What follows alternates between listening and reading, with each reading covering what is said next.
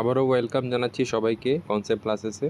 আমি আগেই বলেছি যে এখন সামনে এক্সাম, তো আমরা সময় নষ্ট করব না। এই কারণে আমি ভিডিও এডিটিং বা ডিটেলিংয়ে কোনো সেই রকম সময় অপচয় করছি না। আমি আপনাদের জন্য কোশ্চেনগুলো নিয়ে আসছি। আমি যেরকমটা বলেছিলাম যে আজকে আমি প্যাডাগজির উপরে, আপনারা জানেন প্যাডাগজির খুব কম কোশ্চেন থাকে এবং প্যাডাগজি সম্পর্কিত বিভিন্ন ইস্যুস থেকে যায় পরীক্ষার আগ অবধি।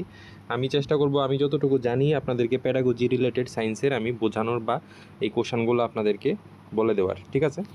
তো এখানে যে কোশ্চেনগুলো আমরা করছি এক্ষণে সেটা কিন্তু খুবই ইম্পর্ট্যান্ট কোশ্চেনস, যদিও একটু প্রবলেম হতে পারে, ঠিক আছে? তো আপনারা আশা করি একটু ম্যানেজ করবেন। তো প্রথম যে কোশ্চেনটা আছে, আমরা একটু বড় করে নিচ্ছি স্ক্রিনটা। প্যাডাগজিক্যাল ইস্যুস যেটা আছে সেই ইস্যুসগুলো থেকে আমরা কোশ্চেনগুলো করছি। তো প্রথম যে কোশ্চেনটা আছে আমাদের, হোয়াট ইজ, ইংলিশটা প্রেফার করবেন যদি বাংলাতে ভুল হয়। বিজ্ঞান কী ধরনের স্বভাবের? স্বভাব না কিন্তু প্রকৃতির হবে এটা, ঠিক আছে? নেচার। তো এটার কোশ্চেনটার আনসার কী হবে আমাদের? এটার আনসারটা কিন্তু আমাদের হবে বি, ডাইনামিক অ্যান্ড ইভলভিং, ঠিক আছে? বিজ্ঞান সবসময় গতিশীল এবং পরিবর্তনশীল, ঠিক আছে? বুঝলাম আমরা। Question number 2, which is the major aim of science education? ঠিক আছে, এখানে আমি দুইটা পার্টে ভিডিওটা করব, ঠিক আছে? যেহেতু ভিডিওটা লেন্থ বড় হয়ে যাবে এই কারণে আমি দুইটা পার্টেই করব। তো প্রথম পার্টে 25 কোশ্চেন থাকবে, তারপরে পার্টে 25 কোশ্চেন থাকবে।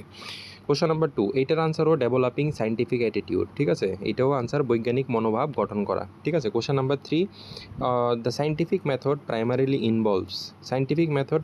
ইনভলভস, এটাও আমরা দেখি অবজারভেশন অ্যান্ড এক্সপেরিমেন্টেশন, যেটাকে আমরা বলি পর্যবেক্ষণ এবং পরীক্ষা, ঠিক আছে? পর্যবেক্ষণ এবং পরীক্ষার উপর নির্ভরশীল। কোশ্চেন নাম্বার 4, আচ্ছা, কোশ্চেন নাম্বার 4-এ আছে an integrated approach to the science curriculum promotes. Question number 4 কী হবে? কোশ্চেন নাম্বার 4 হবে হলিস্টিক আন্ডারস্ট্যান্ডিং, সামগ্রিক বোঝাপড়া, ঠিক আছে? আন্ডারস্ট্যান্ডিং মানে হলো গিয়ে আমরা এখানে বোঝার ব্যাপারটাকে বোঝানোর চেষ্টা করছি। এখানে বোঝাপড়া ওয়ার্ডটা অ্যাপ্রোপ্রিয়েট না, আমি বলে দিচ্ছি, ইংলিশটা প্রেফার করবেন। Question number 5, science literacy help students two, science literacy কিসে হেল্প করে?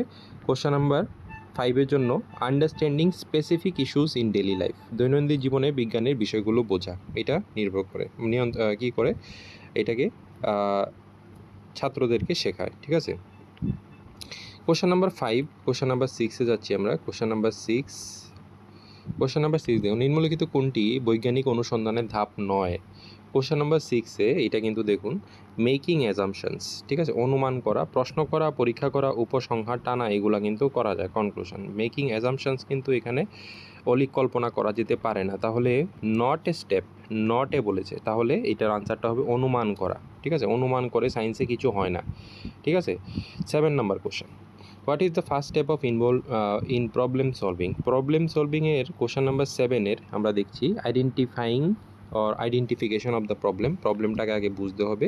কোশ্চেন নাম্বার 7 আমরা দেখলাম। Question number 8, creativity in science education, মানে বিজ্ঞান শিক্ষা সৃজনশীলতা বলতে বোঝায় কোনটাকে? কোশ্চেন নাম্বার 8 অপশান হলো গিয়ে সি, নতুন ধারণা ও সমাধান উদ্ভাবন, যেটাকে আমরা বলছি generating new ideas and solution. Question number 9, which domain focuses students feeling values and attitudes, ঠিক আছে? অ্যাটিটিউডস, আমরা কোশ্চেনটা একটু বড় হয়ে গেছে এই কারণে আমরা এটাকে একটু ছোট করেছি। আচ্ছা, এবার এখানে আমরা বলছি নিম্নলিখিত কোনটি, এটা কোনটা হবে আনসার? নিম্নলিখিত কোশ্চেন নাম্বার 9 হবে আমাদের সি, আবেগীয় ক্ষেত্র, যেটাকে আমরা এফেক্টিভ ডোমেইন বলি, ঠিক আছে? Effective domain.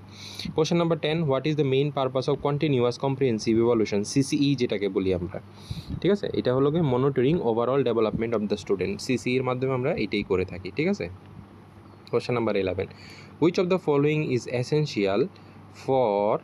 Essential component of scientific attitude, ঠিক আছে? সায়েন্টিফিক অ্যাটিটিউডের জন্য কোনটা দরকার? কিউরিওসিটি দরকার, ঠিক আছে? প্রিজুডিসি লাগে না, কিউরিওসিটি, যেটাকে আমরা কৌতূহল বলি। কৌতূহল থাকলেই আমরা সায়েন্সের ক্ষেত্রে এটাকে বলি যে জানার ক্ষেত্রে একটা কৌতূহল। Which strategy is best, next question number 12, strategy is best for cooperative লার্নিংয়ের জন্য কোনটা?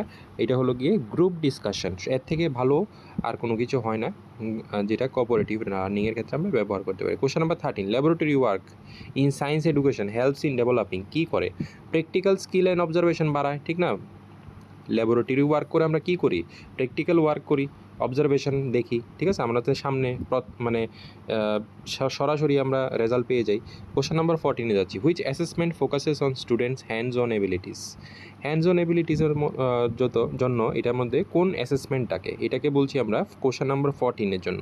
এটা হলো সাইকোমোটর। হ্যান্ডস অন অ্যাক্টিভিটি যখন হয় তখন সাইকোমোটর বা কৌশলগত যেটা আছে এটা আমরা এই অ্যাসেসমেন্টটা ব্যবহার করে থাকি, যদিও এটা সাইকোমোটর কিন্তু ডোমেইনের আন্ডারে পরে আমরা পড়েছি। Role of science teacher includes, এটা কি হবে, promoting scientific thinking. Science teacher তো সায়েন্টিফিক থিঙ্কিংকেই প্রবাদন দেবে, ঠিক না?